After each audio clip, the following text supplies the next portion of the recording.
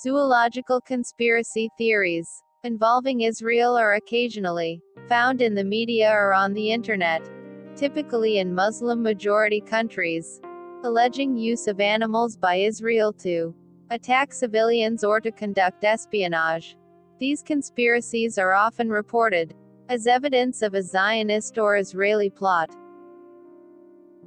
Examples include the December 2010 shark attacks in Egypt, Hezbollah claims of capturing Israeli spying eagles, and the 2011 capture in Saudi Arabia of a griffon vulture carrying an Israeli-labeled satellite tracking device.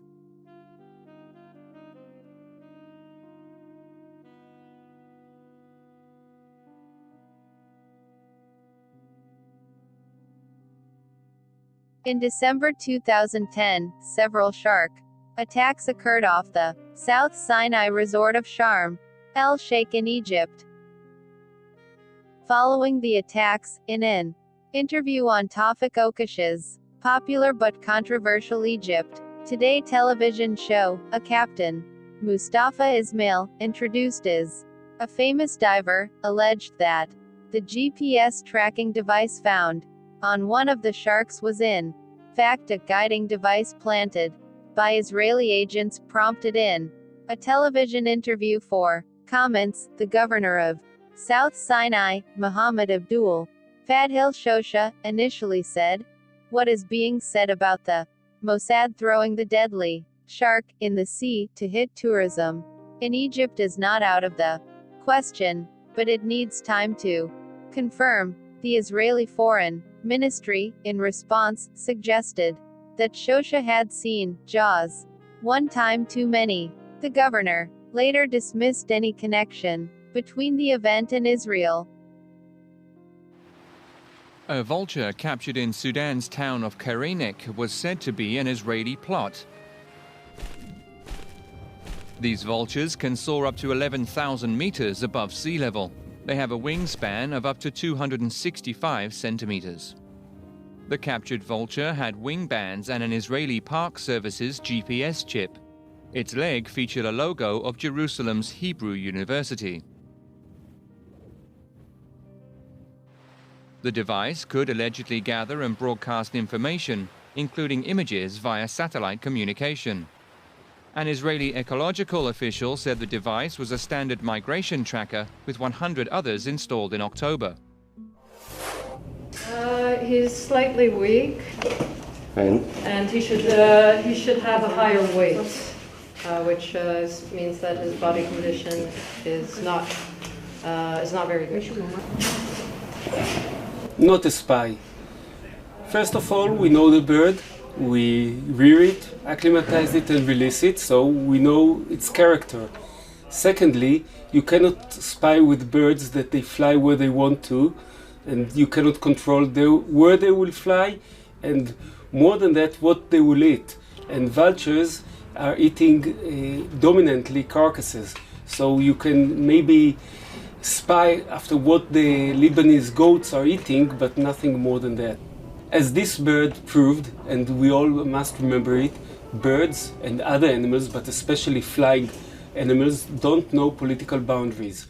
And if there are fences on the ground, for them it's not a barrier. And we have to protect them and to treat them as such. The birds are not Israeli birds or Lebanese birds or European birds passing over our skies.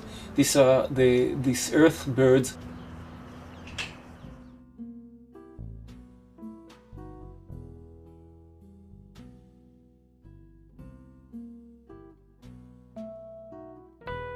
However, not all reports of pets on patrol are as far-fetched as they seem. Animals have been serving in the military as early as 1908, when Germans first attached cameras to pigeons to take aerial photographs. Some programs have been more successful than others.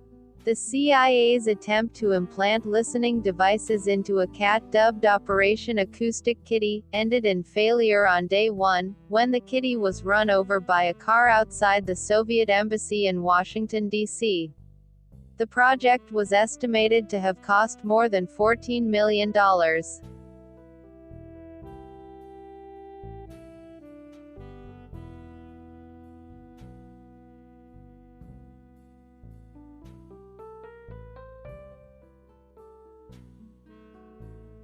Birds, as well as other animals, are often tagged with GPS tracking devices or identification bands to record their movements for animal migration tracking and similar reasons. The high-resolution tracks available from a GPS-enabled system can potentially allow for tighter control of animal-borne communicable diseases such as the H5N1 strain of avian influenza. According to Ohad Hatzif, an avian ecologist for the Israel's Nature and Parks Authority, the idea that tagged birds are used for spying is absurd. Birds and other wildlife belongs to all of us and we have to cooperate, he stated. Ignorance causes these stupid beliefs that they are used for spying, including birds, griffon vulture, bee eater, kestrel, Gamli eagle, Bonelli's eagle. Mammal. Among the mammals that have been cited in Israel-related animal conspiracy theories are swine, hyenas, rodents, and a dolphin. Favorites. It turns out that the CIA during the Cold War era tried to outfit a cat with acoustic equipment to spy on the Russians. And they did a lot of surgeries on it. They even installed an antenna in its tail, apparently.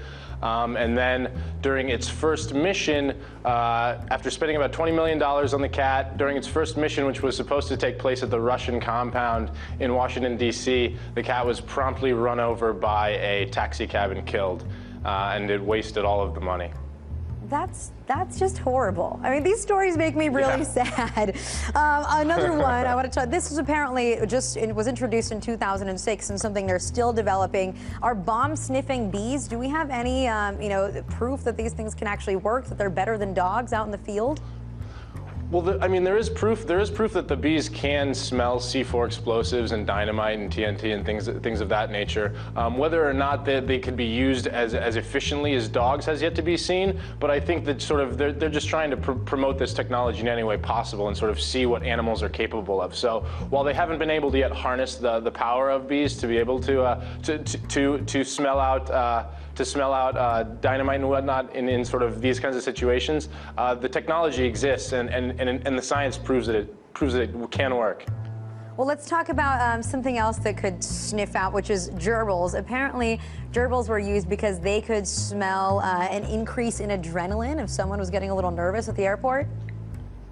Yeah, this is really fascinating. The Canadian government actually discovered that gerbils could detect rises in adrenaline in people's sweat. And so Tel Aviv in Israel, they're constantly looking for ways to detect terrorism, as you know. And so the Tel Aviv airport actually started using gerbils in locations around, in strategically placed locations around the airport to smell people's sweat and detect if there was increases in adrenaline.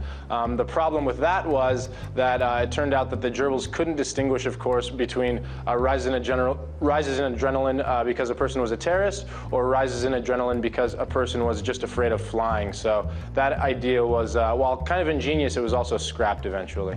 Well, I mean, I don't really think anybody, you could be nervous for a variety of reasons. It's not like a human can necessarily instantly say who's a terrorist and who just doesn't like to fly. But here they are trying with animals. I want to go on another one that was something we've actually covered on this show before, which is using killer dolphins to perhaps get spies in the water. And I know sea lions, we're still using this technology, right? Mm-hmm. Yeah, actually, there are dolphins patrolling a naval base off the coast of Washington state constantly, 24 hours a day. The technology that they have with dolphins it's actually, I mean, speak of ingenious, it really is amazing. Dolphins are very smart, they're very fast, and so using them to patrol oceans and to patrol the ocean around a ship and also to patrol a naval base is actually pretty amazing and very feasible. They've also trained sea lions to cuff underwater spies' legs with sort of leg cuffs to prevent them from swimming if they detect an intruder in the water. So these ones are a bit less inhumane than sort of the kinds in my article, like the anti-tank dogs that exploded to destroy tanks in World War II. These ones are actually pretty amazing, where it's kind of a symbiotic relationship where the dolphins are going to be swimming anyway. They're treated humanely by the U.S. government, and as situations like the USS Cole can show you where terrorists were able to undetectedly destroy a U.S. ocean liner. It can actually be very beneficial for our government as well. Now, I just wonder, you know, we have so many advances in technology today. Do you find it at all odd that we still try to rely on animals? I think that in some ways it is odd, but also I think that there's some truth to the saying, if it ain't broke, don't fix it. And you know, dolphins are doing a great job right now of patrolling the ocean for us, better than any technology that we've been able to come up with. And so I think that asking them to do these jobs for us, as long as we treat them humanely and as long as sort of they don't hate it, I don't think that there's anything wrong with that. I think that sort of once we have technologies that emerge that are able to do these jobs better, then let's let the dolphins go, but as long as it goes now, it isn't as primitive as it sounds. Shulamit Kishik Cohen, also Shulamit Cohen Key, was an Israeli spy who worked to smuggle Jews from Arab countries into Israel. She was noted for her missions in Lebanon and work for the Mossad. يحكى عنها أنها كانت فتاة جميلة جدا وقادرة على التواصل بسهولة مع الناس، وهذا ما قد يعني يساعدها في مرحلة لاحقة في عملها الجاسوسي.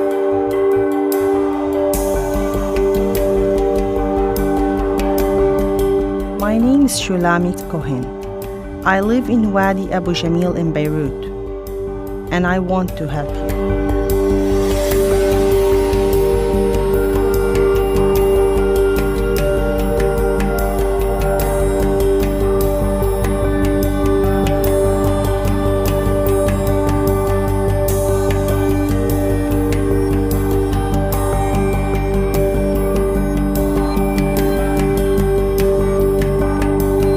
From the point of view of Mossad, being very in huge shortage of assets in Arab countries, she was perfect.